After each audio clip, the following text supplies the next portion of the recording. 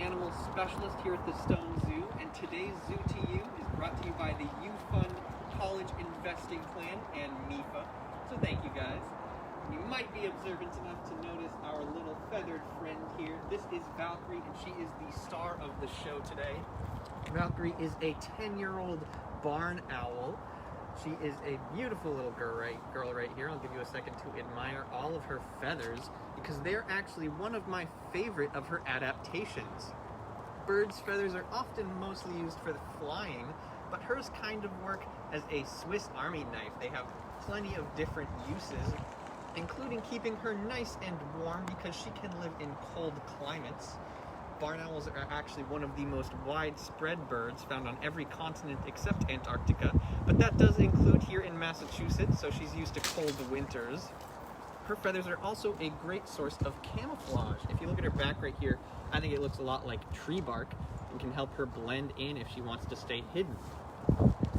She's also showing the full extent of her wings there. She is a fully flighted bird, so she can fly. That's why I have her attached on this little leash right here. Kind of turn around a little bit.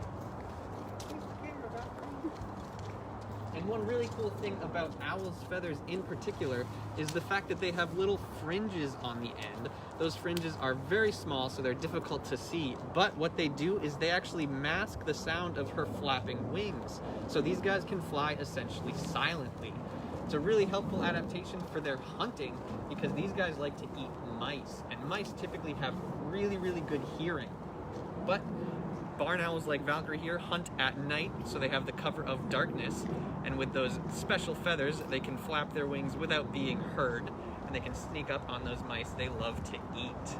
These guys are actually incredibly efficient hunters too, and can eat 500 mice in a year. Ferocious. If you look really closely at her talons, they're also very, very sharp. That's why I'm wearing this thick leather glove. Those kind of work like forks, so she can hold on to her food. And Valkyrie has a sharp beak on her face. You can get a close-up of that. She doesn't have teeth like we do, so instead of chewing her food, she kind of rips and tears it, like she's trying to do right now. Last but not least, Valkyrie has some pretty gorgeous and large eyes on her face. Those eyes provide her with great eyesight, but they also allow her to see really well in the dark. Owls are known for being nocturnal, and Valkyrie here isn't really an exception. She is used to being on the schedule of the keepers here at the zoo, so she's usually awake during the day, like right now. But she is well adapted to see at night too. And seeing at night is something that's very important this time of year, especially at the zoo here, because we are going to be having our ZooLights celebration starting pretty soon. On the day after Thanksgiving, November 27th, we will start opening the zoo at night, so you can all see the beautiful lights we've hung up around the zoo. Day after Thanksgiving, November 27th, and they will go until January 3rd. So more than a month of holiday celebration here at the zoo, and we will be opening the zoo for those zoo lights at 4 o'clock, and we will be going until 9:30. Ticket sales will be until 8:30, however. You have to buy your tickets online beforehand. Valkyrie? So you have to purchase your tickets online beforehand.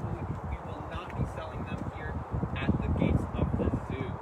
You can go to our website, the Zoo New England website. You can pick a date and you can pick a time slot. You will then arrive to the zoo at that time slot, and you can come in and see our beautiful lights. The daily zoo schedule will be changing a little bit too. We will be closing our zoo at 3 o'clock to get ready for ZooLights every single day, again, starting on November 27th. So you can see a few of the lights here. This is our Yukon Creek area. You might also spot a few animals that will be out during the ZooLights experience. Right here is Aoife, and she will definitely be out. You may be able to see her if you come and attend ZooLights here at Stone Zoo. An added bonus this year for our 25th year celebration is that we will have some of the Boston lanterns that were previously at Franklin Park Zoo. So if you didn't get a chance to see those this year, they are really beautiful, and some of them will be making an appearance this year at our very special 25th year of ZooLights. So we're all very excited about that. If you guys have any questions about Valkyrie or about ZooLights, feel free to leave them in the comments of this video. I think we might have some right now that I can hopefully try and answer. We do have a few questions. So Caitlin was wondering what Valkyrie eats. Caitlin, thank you so much for your question. That is an excellent one. Valkyrie's favorite food is typically mice, but she will also eat some ground up beef.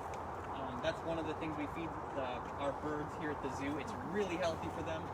And it's another one of her favorites, but I think her personal favorite is mice. Although owls in the wild aren't going to be that picky, they'll pretty much eat anything they can grab and hold on to. Depending on where in the world they live, they can eat things like lizards, rodents, smaller birds. They're really not too picky at all. And Katie was wondering if you do any training with Valkyrie. That's another great question, Katie. They were wondering if we do any training, and we absolutely do. So she is trained, one, to sit on this club. There's a lot going on right now, so she's definitely looking around and checking out her new surroundings with all these lights, and kind of form of enrichment, honestly, for her. But we do training to get her to sit on this club happily. We have her trained to allow us to attach all these little mechanisms to keep her nice and safe and keep her attached right here. We also do some flight training with her, and typically we do that in a long hallway here at the zoo. We have her attached to a long leash, and we'll have her fly back and forth between a couple perches. That's a great way for her to get some exercise, get her moving around, and keep her used to being able to fly. It's also very mentally enriching for Valkyrie, keeps her thinking, keeps her on her toes, and kind of keeps her in a good mood. And then Dylan and Kara, I hope I'm pronouncing that right, want to know how much Valkyrie weighs. A great question. Dylan and Kara asked how much Valkyrie weighs, and you might think she's really heavy. She does look kind of big, but she's actually only about 2 pounds, so she's really light. It's actually pretty easy to hold her here on my hand. She's very strong, but she really doesn't weigh a lot. Birds have air pockets in their bones, and their feathers are incredibly lightweight. That's what allows them to fly, and kind of translates to being easy to hold and making them very lightweight. And Lindsay was wondering, and Lily, what her typical habitat is. So their habitat is incredibly diverse. That is another fantastic question. They live all over the world. I might have mentioned this earlier, but they live on every single continent except Antarctica. So they usually live in forested areas, but they're actually really well adapted to living in more rural areas around people, and even some kind of suburbs. You might see them around your neighborhood. They are found in the United States here. They're well adapted to many different climates. These birds can be found all over the world because they're such great hunters, and they really like to eat mice and rats, which are typically found a lot around human kind of settlements. So they're really not too picky, and they are well adapted to live in a variety of environments, but they are typically found in forests. One of the reasons they're called barn owls, or the reason they're called barn owls, is because they are often found around barns and farms, because those often have a lot of mice around them trying to eat crops and such. And could you tell us which animals we might get to see if we come to ZooLights? Absolutely. So we are currently in Yukon Creek, and this is one of the best areas to see animals if you're coming to ZooLights. We have Aoife the reindeer, which you saw just a second ago. You may see Valkyrie when you come to the zoo.